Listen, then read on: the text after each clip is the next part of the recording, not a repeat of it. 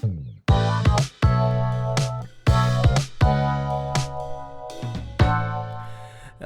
hello everybody and welcome back to the Refresh Point. My name is Ben and I'm joined by a stranger today. I don't recognize this man.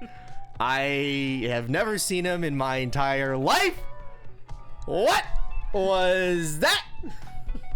What did we do? I landed on the afternoon and I just see the messages in the chat. You already scrubbed out. You had such a good start. What? Yeah. What? You hate to say it. And also, you went on a family vacation and we just didn't see each other for like the whole trip? I mean, once. We saw each other once the day after you like scrubbed out and lost. Yeah. So, the upside to being world champion is that you're always world champion. Yeah. You'll always have won at least the one time, correct? So, you may not be the current one, but you'll always be one. That's true.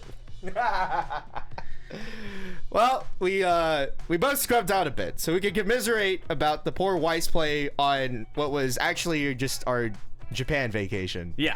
And look ever forward to the next spike opportunity after you shuffle your decks, tap or cut. We'll get right into the Refresh Point with some breaking news. The world's at a news conference that happened right before the top 8. We get, funnily enough, Eminence in Shadow as an English exclusive. The IP that was previously published in Rebirth for You as a Japanese like card game thing. Yeah. I'm always a bit bewildered whenever a exclusive comes out from like, I don't know, 3 years ago. Like, honestly, the anime is not new. It's extremely funny that there's like the last 2 English exclusives, you cannot see me air quoting, I'm air quoting with my fingers, was Guilty Gear Strive, a fairly popular fighting game in Japan, and now Eminence in Shadow, an anime that I feel like was not completely unpopular in Japan, given that they released it in a card game that's only printed in Japan. Yeah.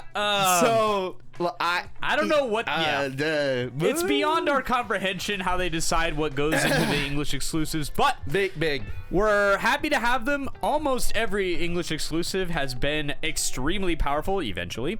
So, good news all around. We're ready. What we're saying is we're ready for Eminence in Shadow Set 2. Yeah, to win Worlds. That's correct. how that's gonna work. Yeah. Honestly, we're one Guilty Gear 2 set away. We just gotta cross our fingers. Look, man. If they do Guilty Gear, here's the vision, man. Like Season Pass 3, Guilty Gear Set 2 includes all the DLC characters. We get the new movie art. Yeah, the new movie. Yeah, the anime set. Anime set, bro. Exactly. The dual ruler set, actually. The dual ruler set. The dual ruler set. Coming in hot, we can get either Soul Finisher support. We could get the Sin new Finisher support. Sin. We could get Dizzy Finisher support. Yeah, dude. We could get new Biken cards. We could get Bridget cards. Yep. We could get a reprint of the refresh counter. We could get 8 pants, something better than the Kai we have now. Yeah. Dude, come on. Bushiroad, they released an anime. It's an anime. They released it. We can watch it. It's a set. You can have card art. It'd be so good. Guys, it'll work. It'll work. Please, just print the cards. Give me Guilty Gear 2 so I can take it and have a spike list that I can win Worlds with. Anyways, next up, Girls Band Cry Azure Lane 2 as well. Yeah, we get Rem at Home. We haven't gotten Rem yet, but we do get Rem at Home, which is almost as good. Yeah, it looks like... And also Girls Band Cry, which has a funny Burn 2 a lot. Yeah, I think both those sets will have meta relevance. They're some of the newest sets that have come out in JP. They skipped over some of the older sets that I thought for sure would be included, like Eurocamp. Please, Bushiroad, I'm begging. Yeah. I'm asking as kindly as possible. I'm asking nicely, But please. also please, kind of a please. good, not just for the meta, but in kind of a collector, whale sighting adjacent, piece of this. They announced that the Azure Lane 2 set is going to have special serialized cards SIRs to replace the AGRs that we're definitely not going to get. Yeah, and also that were previously just not available. Yeah. Like Nikkei had them. They right? just didn't put them in. And they just didn't make a replacement. Yeah. So now we get a replacement. Having They're the serial versions that are hot stamp signs. Yeah, and those serialized versions of those cards will be big money. So those will be your new scratchy lottery tickets that you can try to win with. Actually, we haven't had a whale sighting in a while. No. Let's talk for a second. All right. I haven't broken out the sound effect in a while, but you know what? There are whales coming in. We also got, I don't know that we talked about it, the Fairy Tale, old set, the collector's set. Yeah, they announced a collector's set for Fairy Tale, one of the oldest sets in English Weiss. I forget, are those cards playable? Are they legal? They're legal. Okay. Yeah. Okay. Nice. Because there's, I think, they're Neo with 100-Year Quest. That's the thing. I feel if I recall correctly, I heard the rumblings that there's a card that you do play. Yeah. So there's a send a memory drop search that is. Oh. Yeah, hype. It was really powerful in its day. It's still good enough to play now because they have their finisher's memory condition required. Oh, and so okay, this card goes to memory and tutors sick. Yeah, we take those. Yeah, it's very similar to the Bunny Girl 1-0, right. Except it's a 0. Right. It's actually it's more appropriate to the Bunny Girl 0. That's instead of salvage when it gets reversed. Yeah. Or when it gets sent to the waiting room, then this is search. Pay one, ditch one. It's like the Jacko. Yeah, pay one, ditch one, send a memory when it's put in the waiting room into search. Yeah, something like that. Yeah. So cool. So, really playable. And then they reprinted the Aquarius, but you would play the Aquarius maybe if you didn't have the reprint, which the reprint is fantastic. But I think it's probably the most expensive SSP from 100-Year Quest because they made it a Lucy. But very funny card, burns both players for 1 on placement. That's right. Yeah. Only card in the game that can cause Weiss to tie. So no. Well, one of. I definitely don't know all the cards, but well. I don't think it actually causes you to tie. I think the rule, because it came up with the Batman one, because the Batman barrel, dude, the one that hits both of you for 4. Also, yeah, able to cause that scenario, and I think there was a ruling that you just turn player loses, but maybe I'm trolling. You kill yourself? Yeah, you hit both people for 4, just like this card hits both people for 1. It's 4 instead. Oh, that's crazy work. I can't believe you forgot about this. I've definitely hit you with it. There's some memories I just block out. I think I've actually stuck you with it at one point. I'm sure, but yeah. So that's interesting. So you actually don't tie. You just lose. I think so, but actually, neither of us are judges. You know what? For full disclosure. Hold on. Your memory's so insane. I am a judge. Are you? Yes. You've never actually judged, though. I have. What? This is crazy. I judged 2 Springfest last year. Oh, yeah, that's right. I forgot. Oh my God. This old man. So are you saying you don't know the rules of the game, Judge? Is that what I just heard? I'm a lower level judge. I would like to confer with an L1 or L2 Step judge. 1, flex on everyone with judging. Step 2, admit that I don't actually know the rules of the game. Come on, man. This is so niche. Okay. Anyways, you know what? This is a full call out. I'm like 90% sure Chainfire will listen to this episode, and if you're listening and you can confirm the tie rules, that would be great. Yeah. Anyways, So I think going back to breaking news, it would have been cool if they had announced Fairy Tail 100 Year Quest. It would have been cool if they had announced Your Camp. I think those are the two sets that I was anticipating would hear about because they were released before Azur Lane 2 and some of these other sets. yeah, true. So they kind of just skipped over them, which is like a depression. But you feel like increaser. if we're gonna get the Fairy Tale like collector thing announced in English, like, You come would on, hope so. like, come on, Yeah. like, please, Yeah. like, come on, hopefully, please. Yeah. In our mixed news whale sighting thing, I'm the whale. I found another JP Starlight in Japan. I bought it instantly. Like, I hardly even looked at the price tag. I just saw that it was under $1,000, and I was like, cool, great, nice. Whatever my budget was, cut it by this much. A useful one? None of them are useful, Steve. Oh, Not particularly. Is that the secret? Okay. Well, okay. To be fair, okay, I'm kind of lying. Okay, so of the Starlights, there are the 9 characters. 9? 7? 9? Pretty sure it's 9. So we have Mahiru, my beloved. To or less early play, check X, just like card. It's a card. A card of all time. It's a card of all time. My beloved card of all time. My Nintendo, cost 0, bottom deck bomb. On play, check top 2, rearrange. Card of all time. It's at least playable. Yeah, it's fine. It's fine.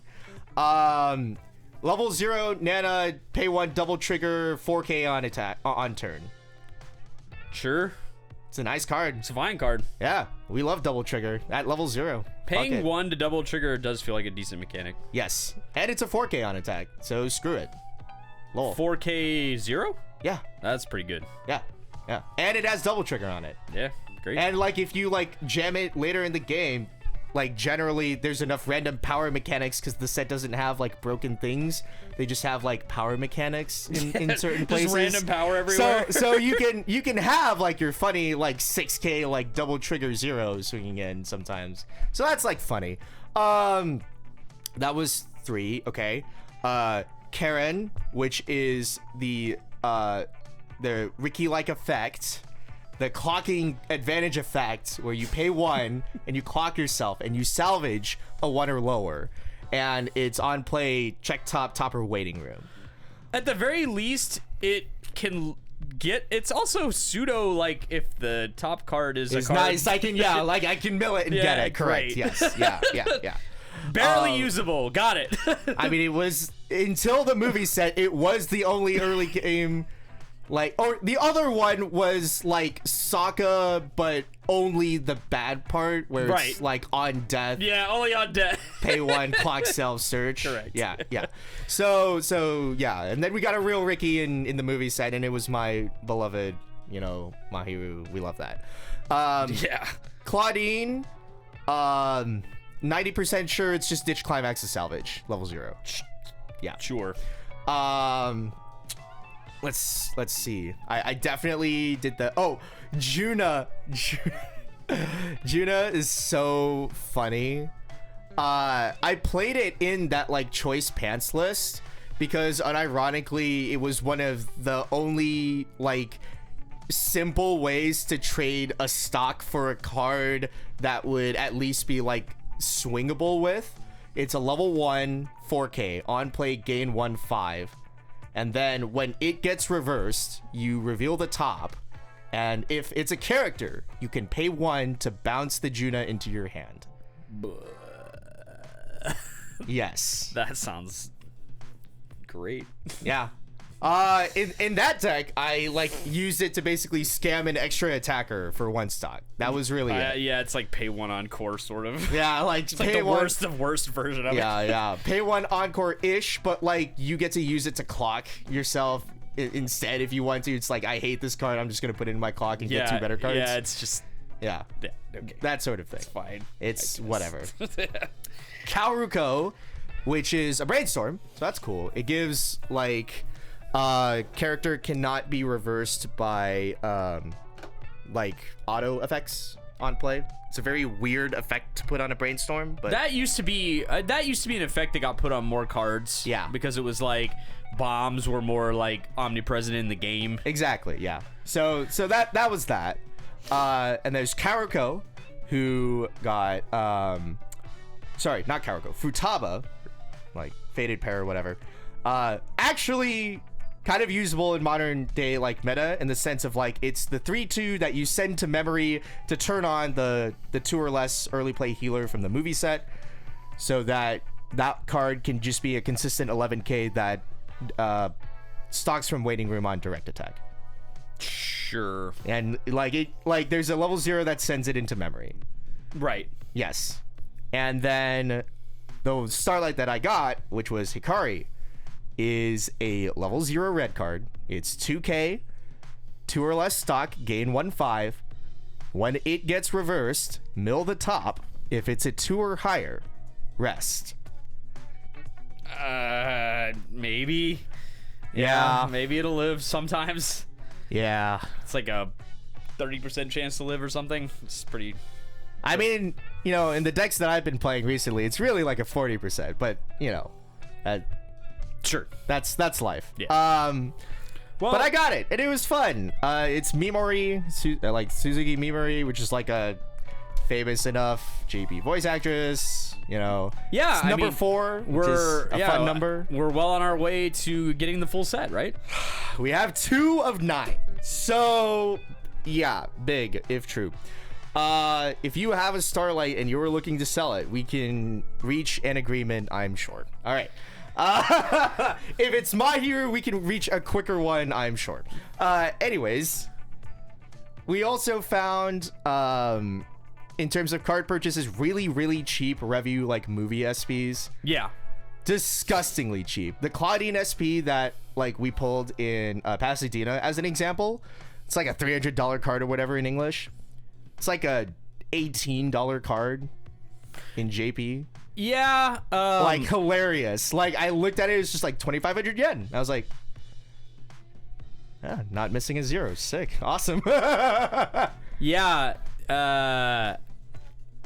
The difference in card quantity opened between the Japanese meta and the English meta is staggering. Yeah. Even among the most popular English sets. Like, however much Nikkei you think was opened in English, I promise you, like 50 times that was opened. I saw in like decks being like Nikkei decks being sold for like $20. Yeah, or something. No, it's like ridiculous. 30, maybe. No, that's definitely underselling it. It was like for like $100, but like still. Like, yeah, it's crazy work how cheap some of the cards are. The other thing is that I only spent 1 day digging for old Weiss because unfortunately I just didn't. And that's sad. Yeah, I just didn't have enough time. And I found some cool foils for my P4 deck. So we're like slowly getting closer to having that like fully max rarity. Nice. But also I found some old JP Fate cards. Nice. And so I was like, I found one of the Rin. I'm young, Steve. Okay. You need to inform me. So there was a funny JP deck that existed, or that does exist, around Fate, where there's an event that burns 6. right. It's got the exact same name as the plus souls counter. Oh, it's the Jeweled Zeldrect? It's Jewel Sword Zeldrect. Yeah. It's the first one. Oh, so nice. it's just like, I think pay 2 or something to burn 6. Sick.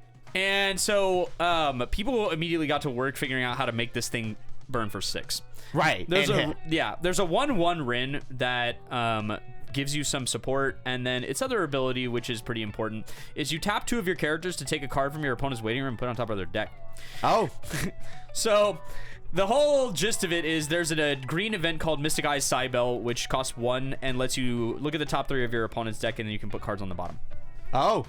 So you first check to see if it's all clean. If it is, then all we need to do now is tap 6 characters. So it doesn't include itself. It's like the brainstorms that are like tap any 2 characters. Any 2 characters. Yeah, okay, nice. Okay. So we just need to tap 2 characters. And we put a card on top. So now all we need is to tap 6 characters, and now it looks like a lot like we could do bird 6.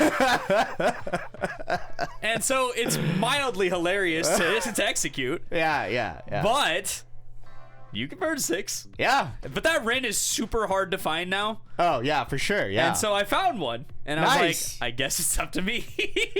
So are you going to build it? I think I'm going to try it. A lot of those, Don't you need more copies of this Rin? I think you need 2. Yeah. To guarantee that it will work. Sure, yeah. A lot of the other parts of it came from Heaven's Feel. Oh, okay. Because obviously you want to use newer fake cards. Yeah, obviously.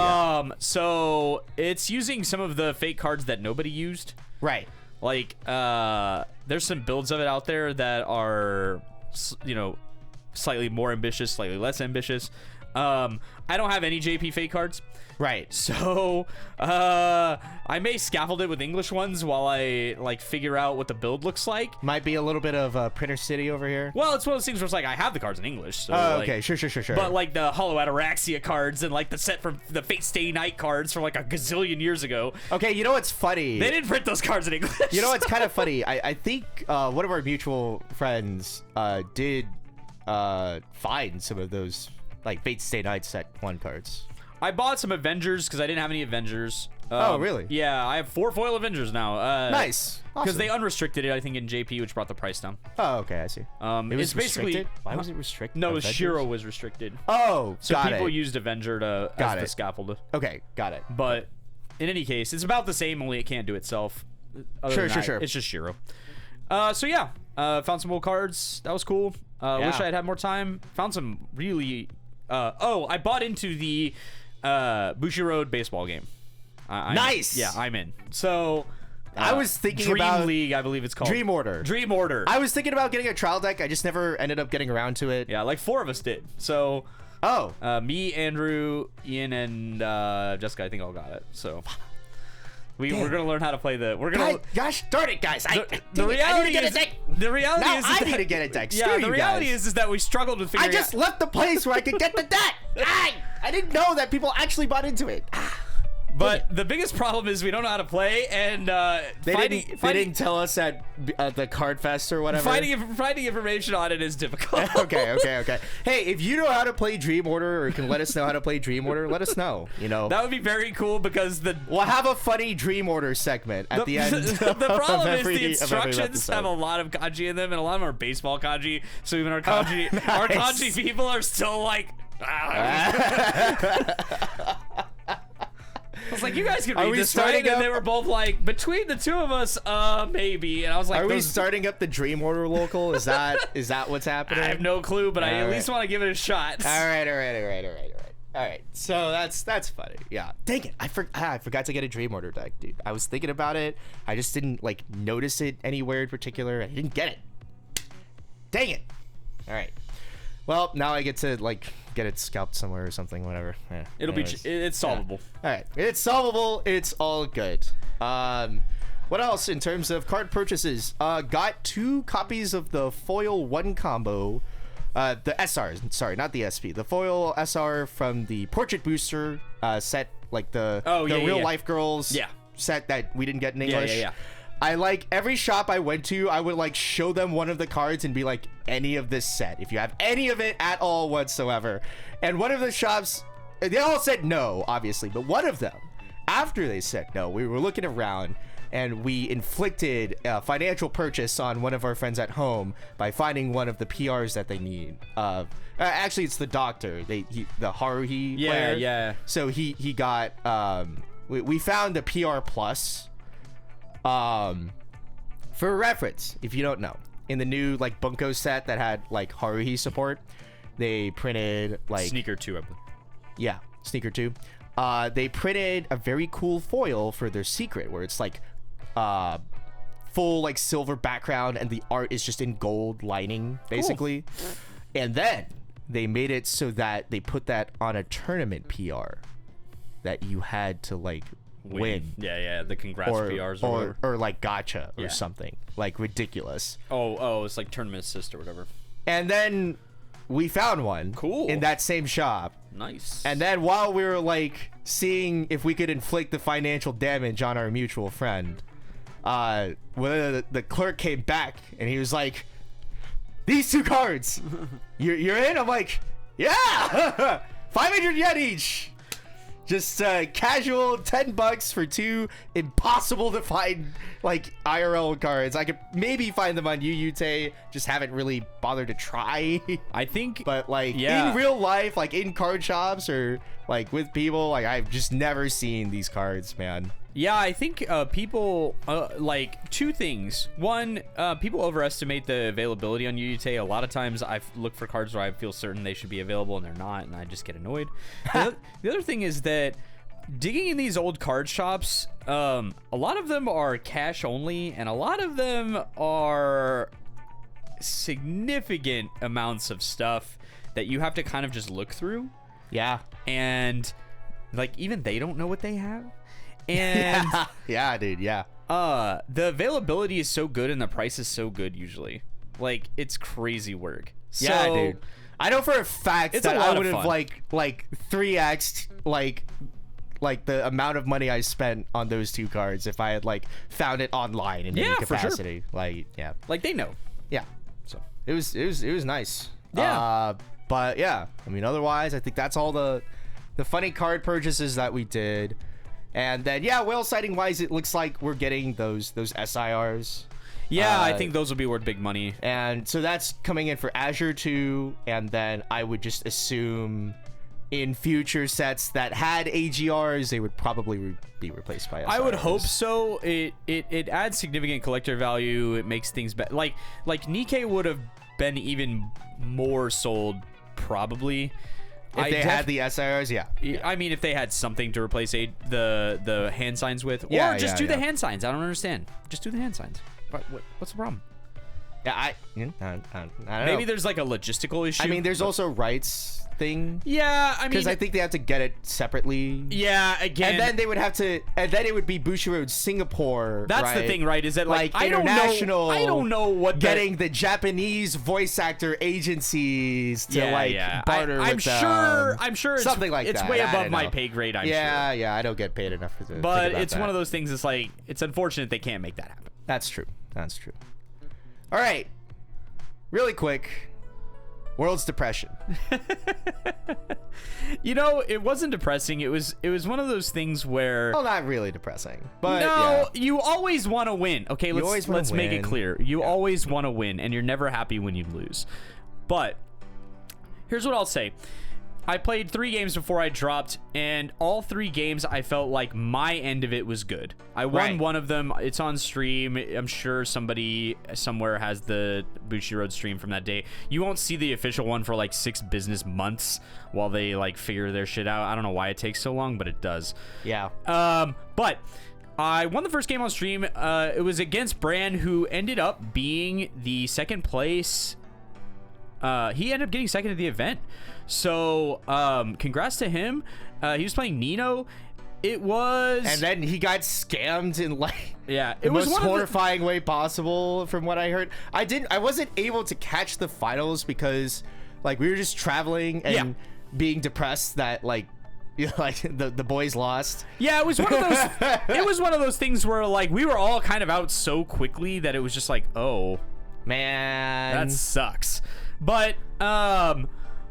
But yeah, his deck was very, very, very much what you would anticipate if playing Nino's, like the movie stuff. yeah, for sure. And so, it was just a really good game. Oh, based playing one of I think the what standby, or is this just a different art? I think. Yeah, okay.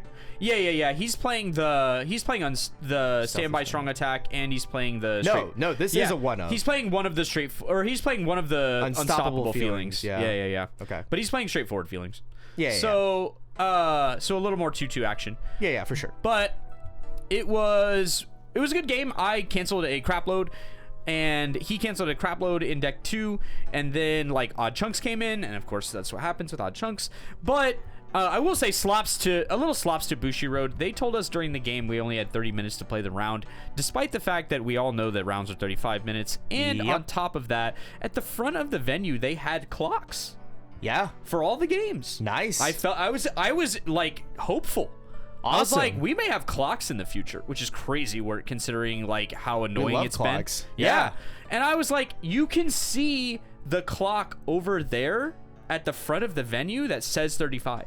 Yeah, true. Like literally right behind you right now is a clock that says 35. Right. So how are you sitting here telling me 30? Right. So when you watch the end of that game, if you manage to find a YouTube of it, it's insane how frantic we're playing. Right. Cards are just getting thrown everywhere. Yeah, Because yeah. it was just like, we wanted to do anything but double loss. Correct. And so like he's doing his finisher and the judge's like, you got a minute left. And so he's like cramming his finisher. And when I started my finishing turn, he was like, you have 30 seconds left. And so we were just like, just throwing cards everywhere. It's disgusting. Yeah. But so slops for that. Know the rules, please. Like this is the highest level of competition. Please know the rules.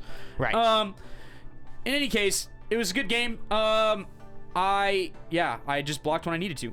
Then for the next 2 games, you didn't. In games 2 and 3, like game 2 was just like the classic snake eyes with the finisher, where it's like if you play the gambling finisher. I mean, we talked about this prior to Worlds, but if you play the gambling finisher, you have to kind of accept when things go sideways completely. And so I used my finisher into a 5 climax and 16 deck, and both my opponent and I were both stunned to find when it whiffed.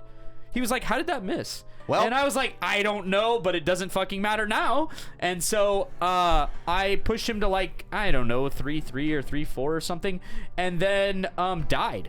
And so it was just like, it was a risk that we knew existed going in, but the reality of the fact is that like if your opponent's 5 climaxes in 16, nothing's gonna hit, like regardless of what finisher you have. So unlucky. It was a fine game. Like it was pretty normal on both sides. We were both playing Bunny Girl. His game may have been slightly better than mine, but they were both fine. Right. Game 3, I played against Itsuki Ador, Yeah. and my opponent had an excellent game. He was playing the variant that's running the 2-1. Right. Nothing I can really do gets over that very easily. Plus, he's got like a gajillion backups in his deck. Yep. So that is how the 2-1 variant works. Yes. Yeah, well, all Itsuki decks have backups because of the nature of the act power that they gain. Yes. But yeah, he was having a good game. I was having a pretty good game. I canceled a lot. He canceled a whole lot. But he wanted to make sure he was going to hit 3. Yeah. And so he's at 2 or whatever. I'm at like 2-5, and he's just side attacking for 0 and dealing no damage and just building like resources or whatever, waiting for me to like hit him. And like I'm desperately trying to hit him just so I can get the game moving, and he's just canceling everything. And then it's one of those things where sometimes that deck can be vulnerable to like weird things happening to you because you're drawing a bunch of cards randomly off the top of the deck. But he got the best possible version of it, where it was just like cancel a bunch, brainstorm hit, search a bunch, combo off, draw a bunch, cancel a bunch, and it was just like repeat that ad nauseum. Kept his stock reasonable, so like there's no way to like make it too obnoxious either way.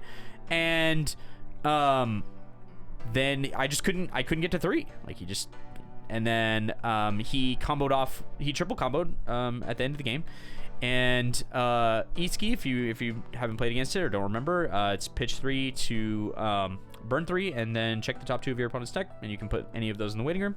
So he burns 3 and it blocks, and then he checks 2 and he pitches 1, and then he vanillas and it hits, and then he burns 3 and then it blocks, and then he checks 2 and it pitches another 1, and then he vanillas and it hits, and then he burns 3 and then he checks another 1 and he pitches another 1, and now I'm out of climaxes. And so then he's like vanilla 4, and that kills me. And I was like, not only did he get the trigger he needed to kill me, he then pitched the last climax in the deck. So it was just a really, really good use of the finisher. Got exactly what he needed to get in order to win. That's fine. It is what it is. It is. Like, that's the reality of the end of every Weiss Schwarz game, is that one player is going to get the better end of it. You hope that it's you, but sometimes it won't be. I don't know. That's the nature of the game. Yeah. But totally fine. Totally fine. And now, and also the thing for you was you could drop. after this. Yeah, so once you've lost 2 games, you probably don't need to continue. I mean, you can, right? You can, You can, if it's your first Worlds and like you got nothing else going on, and like you blocked out your day for that, then yeah, by all means, play the rest of the games. Like just play some really skilled players from other countries that you probably will never get a chance to face. Like facing European players as a player who lives in North America is near impossible. Like there's no good reason for them to travel to our events. And there's no like good in reason, person. Yes, Yeah. and there's no good reason for us to travel to their events because of the restriction that there is on invites. So a lot of times it's nearly impossible to play in person. And the other way you can play is like during online events, which I've played against a few players during Trigger League and some of the other Juice online box events. Yeah. It's like every Sunday, if you really wanted to, you could go fight some European players. Right. It's just interesting to take on some of the best players that there are in the game. Yes. And like feel out your opinion of them compared to their opinion of you. Everybody was super kind. Jose, the guy who ended up winning the event, we sat catty corner to each other during round 3. Or round 2, I think. Super nice guy. I'm playing a deck that's very, very good and getting the best end of it. So like I think that's important to understand, is that at Worlds everyone in the room is basically around the same skill level, I would say. So it needs to be your day a little bit. And I thought it was my day after round 1, but then it clearly wasn't. So that's okay. That's okay. We're gonna we're gonna run it back. It's one of those things where it's like there's gonna be time over the next few months to introspect about it, about what it takes to try and win Worlds and how much I want to try in the upcoming year, because I'll be honest, it's hard. It's really hard to take Worlds seriously and compete, because it's going to be to the exclusion of a lot of other things in your life. So if you have other hobbies, it's hard to do them. If you have other goals that you want to accomplish during the year, like things you want to do that you aren't currently doing, it'll be hard to squeeze them in, and there's, after coming back from Japan, there was a few things that I was like, man, I really want to learn more Japanese. I really want to do more fitness grind. I kind of like let fitness slip because of like work and other stuff, and like Weiss is part of that. So I think that's an important thing to think about when you're thinking about competition. It's like, oh, I want to try to win Worlds. It's like, well, do you really want to try and win Worlds? Because really trying to win Worlds is hard. Like, it means playing when you don't want to. It means playing when you're tired of playing the same deck, but you got to. You have to keep playing the same thing over and over again for months, and you want to take a break, but you shouldn't. You should keep going. And so it's just one of those things where it's like that's not easy to do. It takes something that you do for fun and kind of makes a job out of it. So, but to achieve, like, your contemporaries are going to be trying as hard as you. So if you don't try as hard as you can, then they will overcome you with work. And so that's just how it works. Like, if you want to get into the top 8 of Worlds, you want to compete for Worlds first, then you have to try as hard as you can. And there's a cost to that. So yeah. And on a kind of continuance to that point, you're not sure, how much you're going hard on it. I got back from this trip, especially after the Hako Cup. Yeah. And I don't think I want to do anything else but play Weiss for like the next forever. It's crazy because like you're coming off of your bottom. Yeah. Like I'm coming off the top headed to the bottom. Yeah. Because you were kind of like having this sort of malaise feeling during this single season. Yeah. It was like, for sure. Man, I don't know. And it's like, it's hard taking a season off or taking a season slow and then playing competitively again will reignite it. Yeah, like, yeah, it will. dude. Yeah.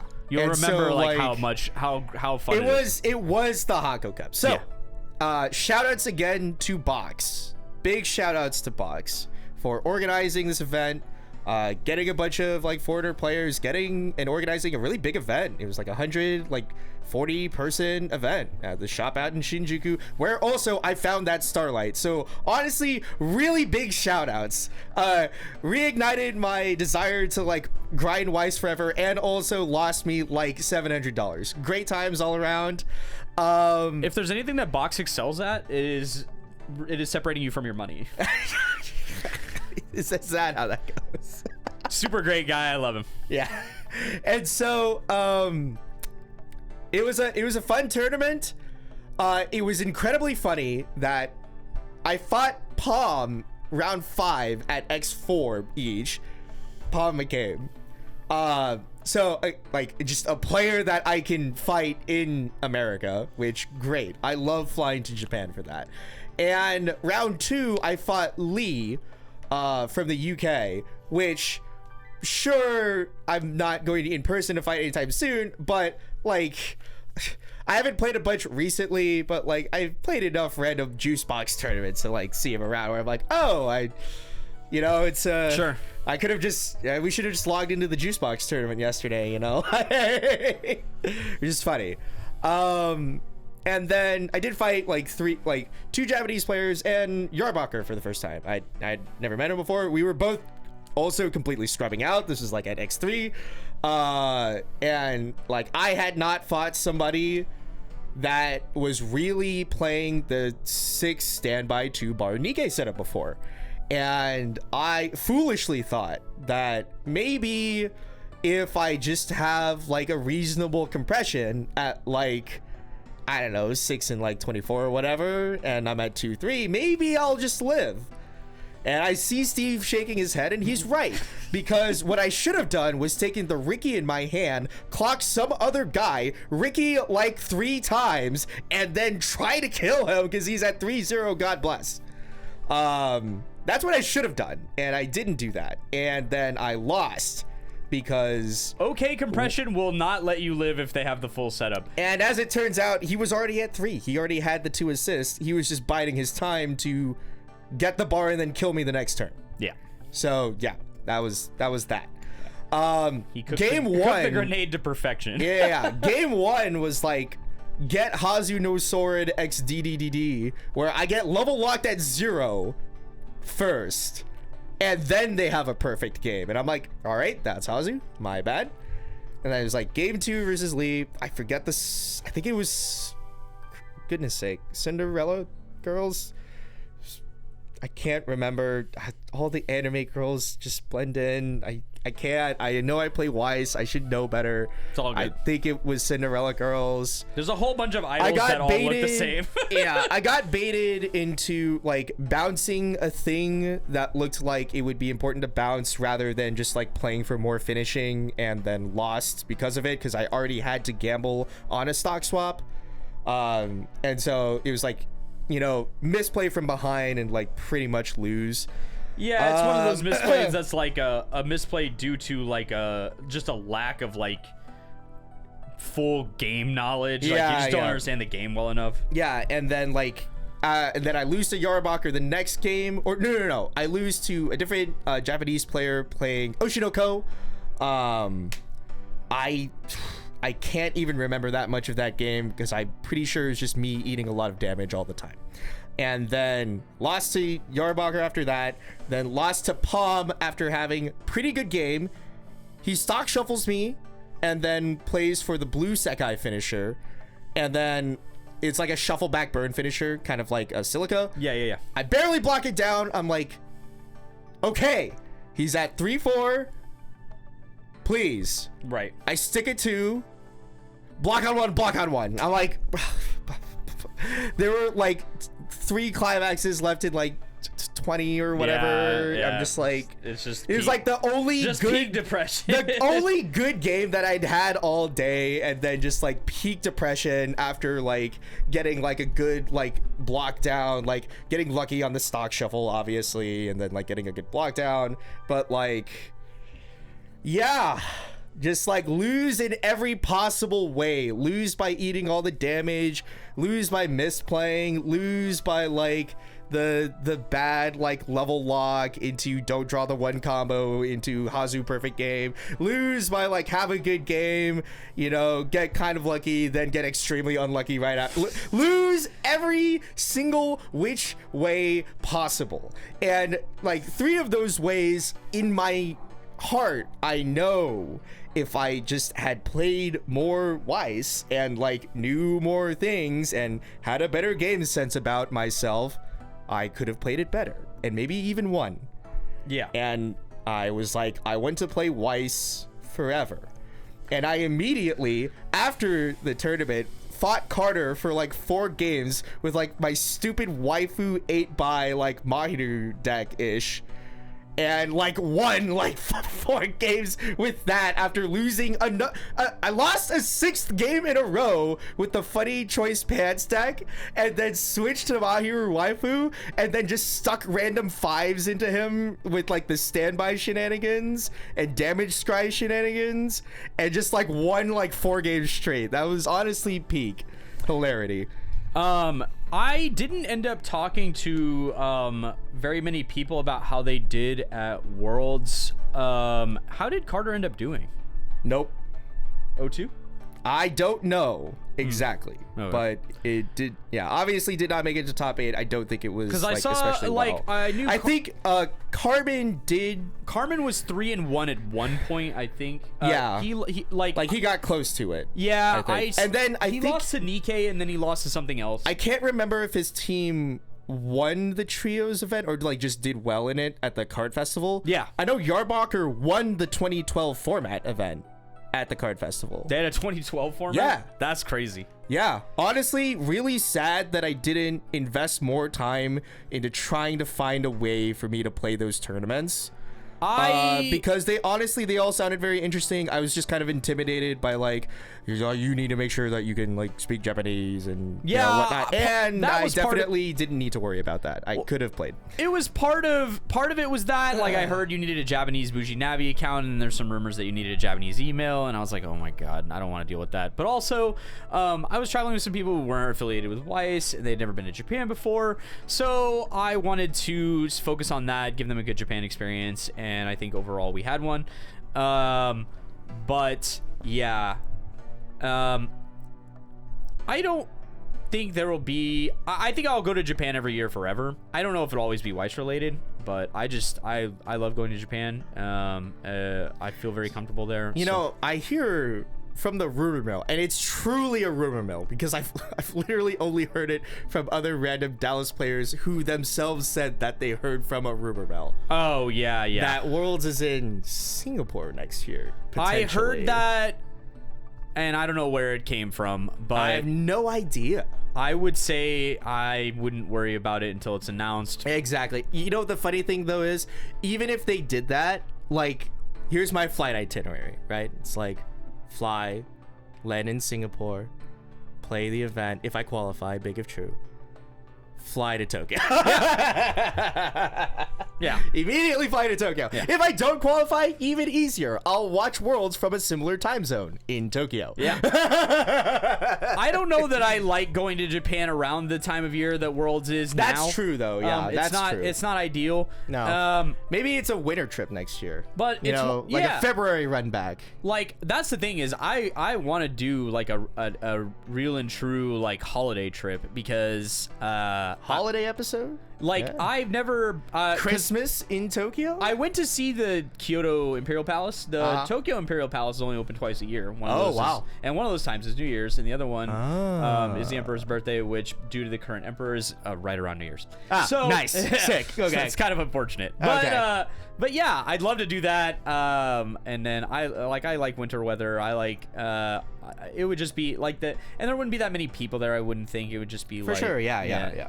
But I think the September, like if you're trying to do true off season, September October time frame is like the true Japanese off season. It's where it's the like, true off season where it's literally really no one cheap. will be there. Yeah, yeah, to go fly out there. You just get all the time in the world to troll every single card shop in Akihabara and try to find your and it'll be old like cards. fringe comfortable. Like like going in. Do not go in June, July, or August. If I can give some Japan advice here, really quick, do not go in June, July, or August. It is brutally hot in Japan during And that also time. peak travel season anyway. It's not even... Or not peak, but like higher. It's not even like super peak, but the problem is that like, especially if you're from North America, like you're probably used to like air conditioning being real in every place you go. Air conditioning is not real in some places in Japan. It is just like either it's a window unit from 1970 and it puts out like one CFM of cold air, or it just doesn't exist at all, and like you just kind of have to deal with it. And going outside and doing a bunch of walking while the sun is like focused on you is not super great. And if you're from Europe or the UK, it's even worse, because like I think in the UK they think like 24C is like some kind of heat wave. Meanwhile, that's like yeah, so they don't have AC in the UK. Do you remember when I went to London at all? Do you remember this story? Yeah. Do you remember how hot it was when I went to London? No. 90 degrees. Wow. That's like what, 30, 32, something like that. And they don't have air conditioning except for in the tube. Anywhere? I was literally burning alive in my hostel every night. That's unacceptable. I can't deal with that. Yes. But yeah. Japan trips forever. Love Japan. Sounds good.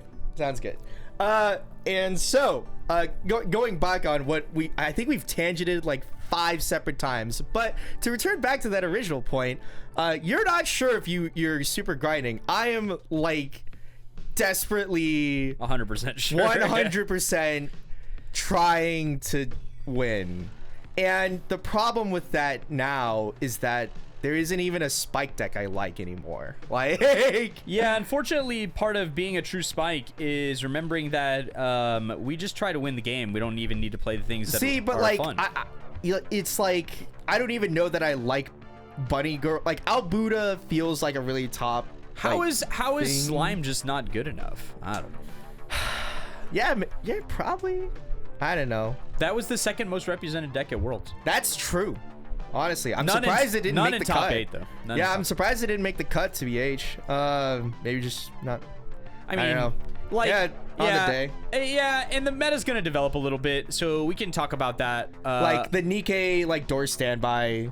You know, that deck feels like the appearance. most do nothing deck of all time. I mean, it is, and then you get like all of your cards top decked, and then you get sinned, and then you're like, I'm darn. guessing it's like the best thing that can happen when the game goes well. Like its ceilings are crazy high, but the problem is that like if you take 2 odd chunks at level 2, you kind of just lose the whole game. Yeah. And I don't want to play decks like that. I have no interest. Yeah, it mean, same. It does full nothing. It's the most boring deck. Yeah, exactly, same. And it's like, and I would just play Nino if I wanted to do nothing. And I don't want to. Okay, and it's like for me, it's like I don't want to play like, what is it like? I don't want to play, what? Albuda. Jesus Christ. Like I don't want to play Albuda because I don't like Icy Tail finishing. Well, on like a personal level. Well, so but like good news possibly in the future then is that we're about to get the resurgence of maybe the worst mechanics of all time. Right. Coming hot right before the Spring Fest here in Dallas. Ave Musica is gonna drop. Right. And that set is Turbo AIDS. It's by far one of the worst things I've ever played against. I hate Buns for Luck. This card should never have been printed, and by God, they definitely shouldn't have reprinted it. At the very least, you should have to pay $15 a copy in order to get it. You should have to be financially punished for wanting to play this degenerate shit. They didn't reprint the Fumio though, so good fucking luck to all you people. That was a double R from Bang Dream Set 1. Good luck. Everybody who has one, charge $100 a copy. Yeah. Nice. Yeah. Because this set is degenerate and awful. Right. And we get to take some real. The worst thing that Bushiroad does, and they do it on a consistent basis, is they will take a set that hasn't had its cards printed for it in 100 years. And they will print something new for it, and they'll make it Neo Standard, and then they will, you'll crack open the coffin, and you'll grab all this awful garbage from like a million years ago before they knew how cards should work. Yep. And then start jamming it with this like really modern, synergistic, powerful shell, and all of a sudden it's like, oh, isn't that very not fun to play against? Yeah, both of the, like, there's 2 finishing lines, and both of them are good. Like, on cancel, do it again, give this effect to somebody else too, by the way. Pretty sure barred door is the... That's barred door. Yes, that's and the then standard. Barred pants is, like, still very reasonable, in that the finishing combo doesn't even need the climax. The climax combo just makes it easier to do the damage, but isn't even necessary. Yeah. Where you just resonate with a card in your level, and you have some other experience requirement. And look at that. I'm going to mill 4 cards and then burn you twice for each climax. Oh, but when I play my pants combo on play, I get to search 2 cards, 2 or 3 cards or whatever. Yeah. And so if I, like, tri-field this thing and then, like, play the climax, oh, I decompress 6 cards. Yeah. And now I'm going to burn you 2 for each climax that I mill in my compressed deck, because I'm playing the bar synergistic package where I, like, stock whenever I have max hand, and then, like, get max hand otherwise, and then get trigger checking everywhere, so, like, it's not super likely I'm gonna trigger dirty, and and of course you get omega compression if you're playing that, because you get toilet, you get the on death check forward that like if it manages to reveal itself, you get free money for some reason. Yep. And it's like, who asked, bro? Who asked for this shit? I hate idols. I hate all y'all. But I hate idols, and I hate everything. I saw somebody played Gakuan, Idol Master, and me, like, with some of the Gakuan stuff. That early play thing, I hate that combo. I hate it. And I even, the funniest thing was, I still won the first game I played against it while, like, complaining the entire time because I'd never seen the mechanics before. Yeah. So it's like an early play 3-2. On choice, that in this deck that is mostly zeros, because it's a 0 like advantage combo early, on attack, gain 4k. Step 1, gain 4k. Also, your Brainstormer gives 1k when you trigger a 0, and it's also like part of the advantage combo. So you kill everything. You're gonna be like a 15, 16, 17, whatever k. When you attack, flip the top. If it's, like, I think specific name thing or level 0 card, burn 2. Yeah. Awesome. Yeah. Completely free. Yeah. Then, on death, bounce to hand and stock from waiting room. Insane. Even when you kill it, they get it guaranteed back, and it pays for itself fully, because when you attack, you get a stock, and when it dies, it gets a stock. Yep.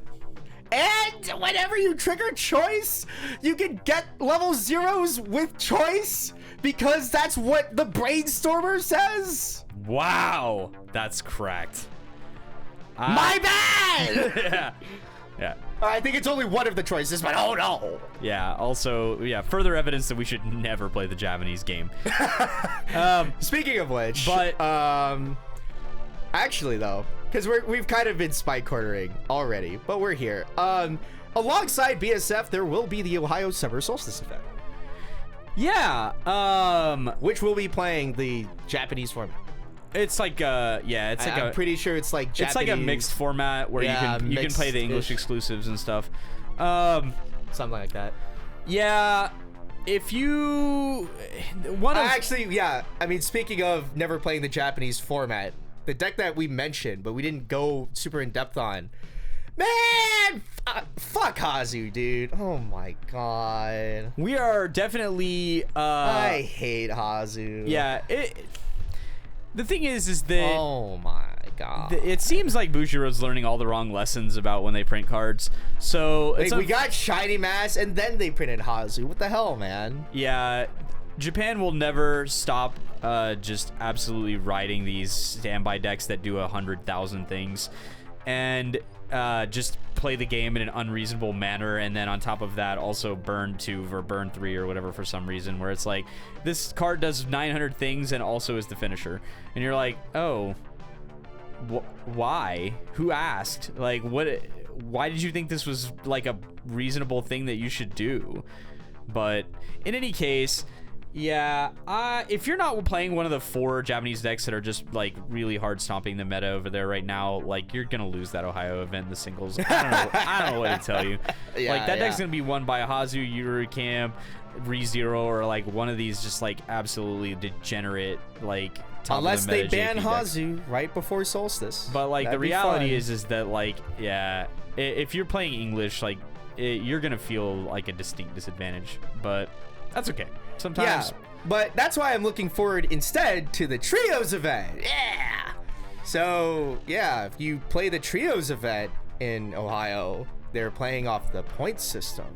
Wherein they're still working on the list, I think. Yes, but it's like every deck gets assigned a point value, and each team has max 5 points to work with. Yeah, this is like this is akin to one of those things where like if you see.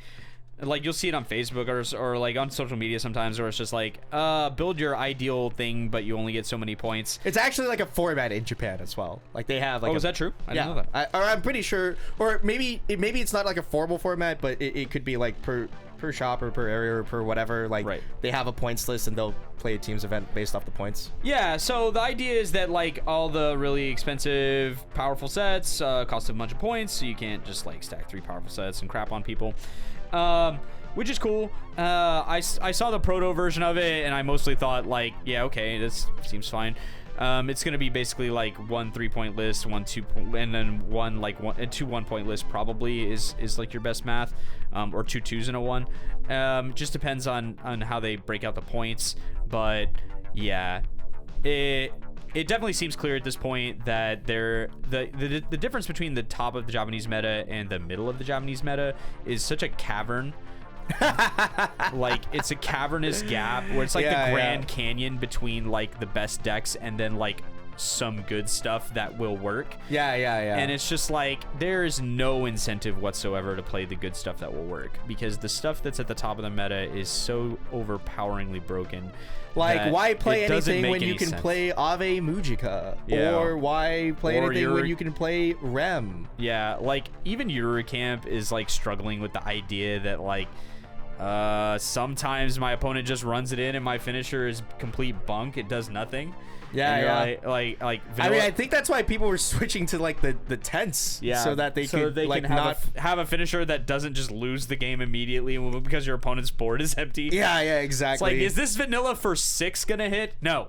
Okay, does the Musashi hit? The Musashi for 1? Cool. Oh, okay. All right, I'll take it. Well, all right. Yep. Great. Yep, great. I don't know if it's kind of the rule of Musashis is that, like, as long as you block all the vanillas, then it don't matter. So that's the trick with Musashi. So that's the problem with the current Eurocamp list. They are trying to pivot to other lists, which is fine and will work. The deck is very Japanese in its design. Super duper high compression, like efficiency thing, but hear me out. If you take 4 in the mid game, you're just going to lose anyway. So, classic. Yeah. I don't know.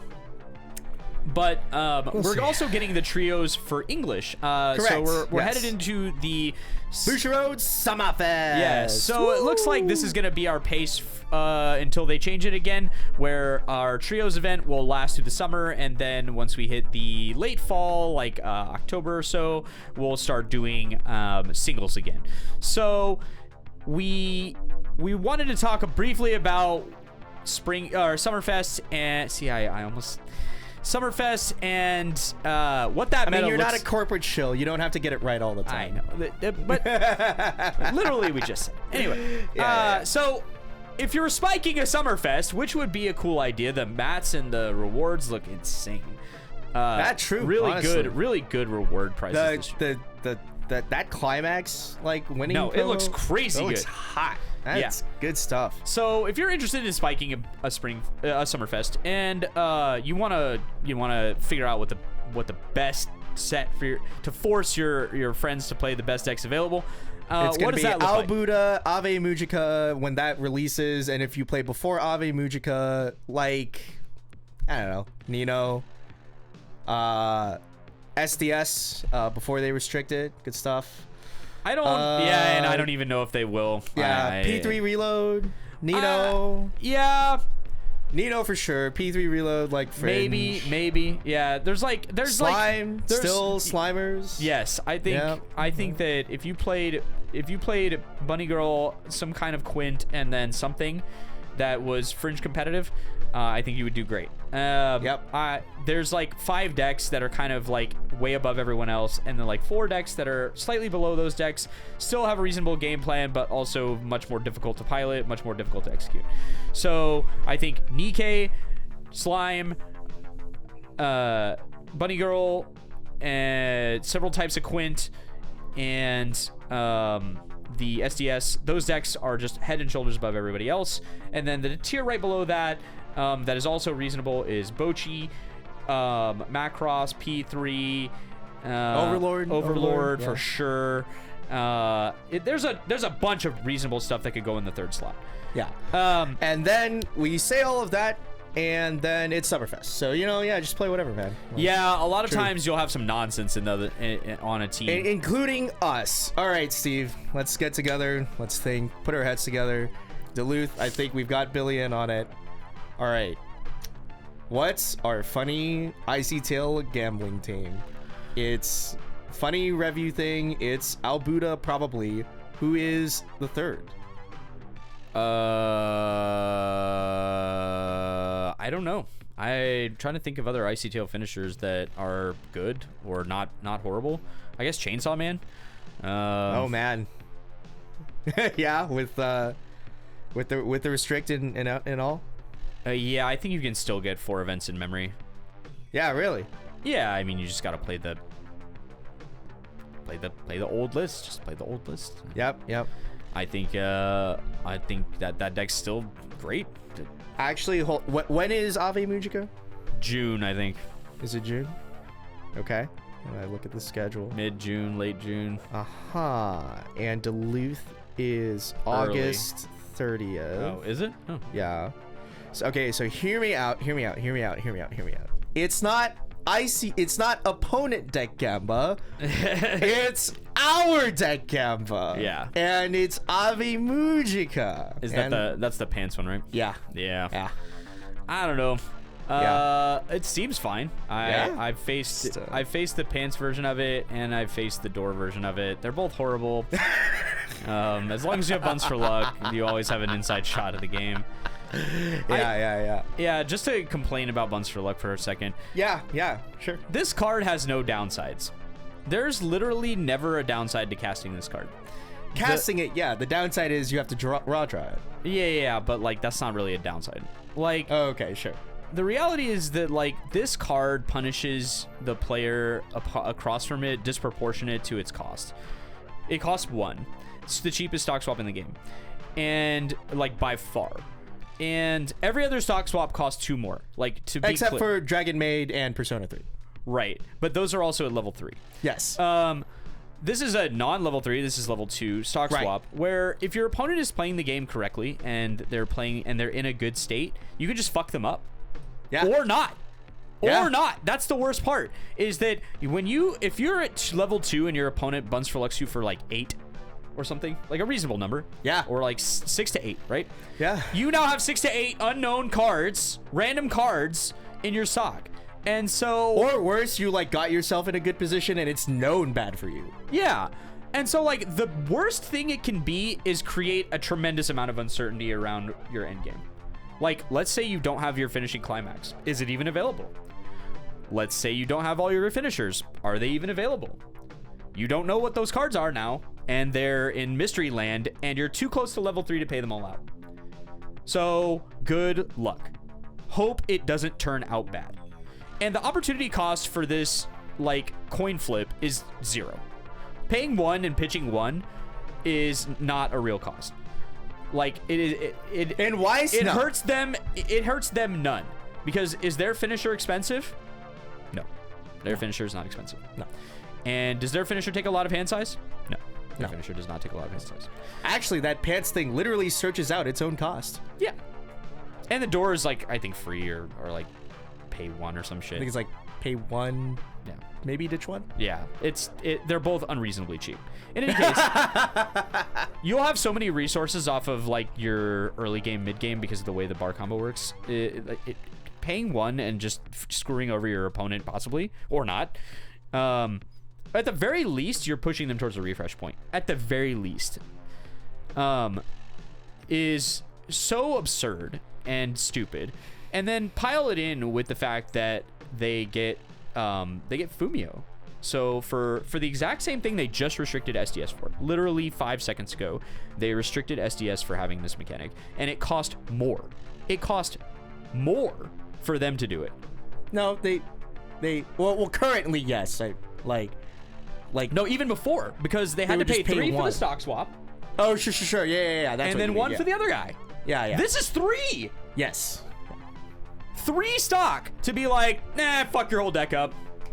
Yeah. Combo. Yeah. And it's just like, what did we do to deserve this? And even worse, if they know that the stock swap is going to hurt you, they stock swap you at like early 2, push you to 3, now they're 2-1 or whatever, and you're screwed. You can't win. Like, you can't win. Your opponent is not going to take 2 levels of damage, and then they're just going to kill you on the crackback. So it's absurd. Like, the fact that this card is still legal is absurd. And then they took it even a step further and were like, yeah, let's reprint a new copy of it. Okay, it's bad for the game. It's really bad for the game. What? Okay. But what yeah, TLDR, play Ave Musica till it's banned. Yeah. What do we think the odds are that it gets banned, and it's specifically Buns for Luck? I don't know. It just depends, because the problem with Bang Dream is that Bang Dream's never been popular in the entire time that it's been in the US. Like, what? It's never been bandwagoned. Like, it was never bandwagoned. Bandwagon, even sure. when it was at peak strength, it was never bandwagoned that much. It was never Slime or Nino, where it was just like every fucking where, winning everything. And I think that it will stay that way. Like, there'll be a lot of people who don't pick up Ave Musica because they don't like Band Dream, or they don't like Idols, or they don't know anything about it because it's a Bushiroad property. And they'll feel intimidated by the fact that it's got 900 sets, despite the fact you don't need any of those cards. Yeah, I'm not gonna lie. I think I am gonna single out Ave Musica as a spike deck. Yeah, because like we've touched upon earlier, I don't know what spike deck I would play. Yeah, and the reality is that, like, this deck's gonna do unbelievable amounts of work. Yeah, for sure. And same with Girls Band Cry. Girls Band Cry is going to do unbelievable amounts of work. True. And very reasonable deck. And no one's going to buy that. No one's going to buy that. Come on, man. No. Come on, man. Compared to the real hitters, like the big hitters. Yeah. Nah, these sets aren't even going to appear on the radar. Nah, I feel like Ave Musica will. But that's one of the things, purchase. is that, like, it's just going to be a set you get hit with. Where if your Weiss community is small, you probably never see this thing, and then it's just gonna show up, and you're gonna be like, "What in the fuck? How does it have all these mechanics?" And you're like, "Oh, just is what it is." But like, it's just not part of a big, like, known IP, and so because it's not part of a big known IP. You don't think Bang Dream will get repped? Come on. I think it'll get repped, but like, it's not attached to a big anime, so it just doesn't have that kind of visibility. Like, it's but it's Weiss. That it's time I got literally reincarnated as a slime is a really big anime. All right. Quintessential Quintuplets is a really big anime. All right. And so, like, even if you didn't know diddly shit about Weiss Schwarz, you knew those. And so, like, you knew what the cards did visually because you would see them all the time, because the people who picked the game up that were new to the game were like, I like slime or whatever, right? Same way with Nikkei, where, like, our local randomly tripled in size because on one night, because like half the people that don't play Weiss were like, I like Nikkei. Yeah, fair enough. And so it's like, okay, well, now I have to face like 50 Nikkei decks a night. And so it's like, okay, that's fine. I'm down with that. But that's the way the game gets grown, is from these like established properties. So Sure. That's what Magic's figuring out with their Final Fantasy set. That set looks so good. Yeah. But yeah, and I think that's just about it. I think on that final topic of, like, for me personally, trying to like find my own like place again, where it's like I want to play forever, but I don't know. Like, I don't even want to settle on a spike deck until like we know what follows. You know, or like winter, I guess. Yeah, I mean, like, sussing out the meta is an important thing. Yeah, and so it's like just not even sure. But I think it's important to familiarize yourself with the decks that already exist in the meta that aren't going anywhere. That's true. I'm actually curious about Eminence. Yeah, it's a EN exclusive. It's a coin flip. EN exclusives will always be a coin flip. But I think ultimately, most of the EN exclusives have had some play. Right. At the very least, some play. Except for Guilty Gear. Guilty Gear kind of fell flat because it didn't have anything good on the top end. It's just kind of niche. Like, you have the Nino reppers, like Weiss Time, and like that random guy in Sacramento. Yeah. And Oh, like, Eno. Yeah, Eno. Yeah. Yeah, Eno is kind of a thing. Everything else feels kind of whatever. Like, turns out last shot and top deck your opponent isn't enough at double. Yeah, and even RAM, like, I think people tried to make RAM work every way it could, and it just doesn't work. It falls flat every time. So either that, or it's also just not as repped. Like, it's like a mid enough deck. It's like a mid enough deck that I could see that, like, if somebody repped it for like a long period of time, that like it would break in. But like, that requires like quantity of players. As well. Yeah. You have to really commit to decks like that, because they are mid tier. Yeah. But most of the other sets that have been EN exclusive have either come out and done really good work, or they've fallen like a bit flat. So like Mob Psycho, Attack on Titan set 1 was kind of like fell flat. SDS set 1. I think kind of the reality of it is that, like, it falls flat and then it's broken in set 2. So, like, who knows? Dual rulers. We got it. Dual rulers, man. Dual rulers. Give me the support. Hand it over. I think Ruby 2 also kind of flat in set 1, and then eventually became Ruby Premium became a lot gas. more play. It's a lot better. Yeah. So maybe we need Eminence 2, or maybe it'll hit on the first try. Who knows? It's English. Who knows? English exclusives don't have rules. True. We noticed when they printed Sokka. Yeah, Atla. That's a set that was gas set 1. There you go. Atla, dude. Too good. Yeah. Took a while for us to figure it out. Yeah. But once we figured it out, yeah. Holy moly. Destructive. But we'll see. I mean, it's like, otherwise just review all summer. Yeah, the trick is you have to stop playing review and play other decks. Yeah. That's the thing. That's the actual hardest part. Yeah, I don't want to do any of that. Yeah. So, well, I mean, like I said, it'll be like when I know a deck that I'm like, okay, this is what I'm gonna spike on. Like, all right, cool. Yes. Like, I'll own Ave Mujika and like probably like play that some. Might as well. Like, it's good. Good deck. Good stuff. I mean, like, winning deck. Great times. Just play Slime, Forehead. I don't know. Yeah, true. Just go back to playing Slime. It's totally fine. Yeah, true. Maybe I'll just do that. I don't know. Every time I play P3, I'm like, this is just Miron, but bad. I'm like, Jesus Christ. Yeah. True. I don't know. We'll see. But yeah, I mean, if I rock up to a BSF and I have a slime list, then you'll know what mood I'm in that day. True.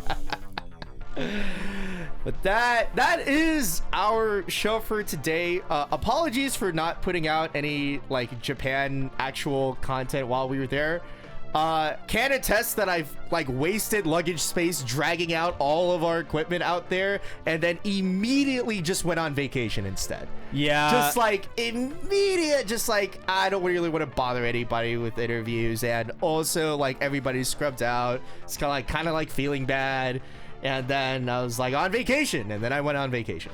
Yeah, it's been a while since we put out any content, so apologies for that. I was gone in Japan for basically 2 weeks. We were both actually gone in Japan for like 2 weeks. So this is we're finally getting back on regular sleep schedules. Praise the Lord. But big if true. Yeah. But yeah, we'll be back to our regular cadence for the foreseeable future. Yes. And so that's our show for today. Tune in next time after your next deck out, and don't you forget to take the refresh point.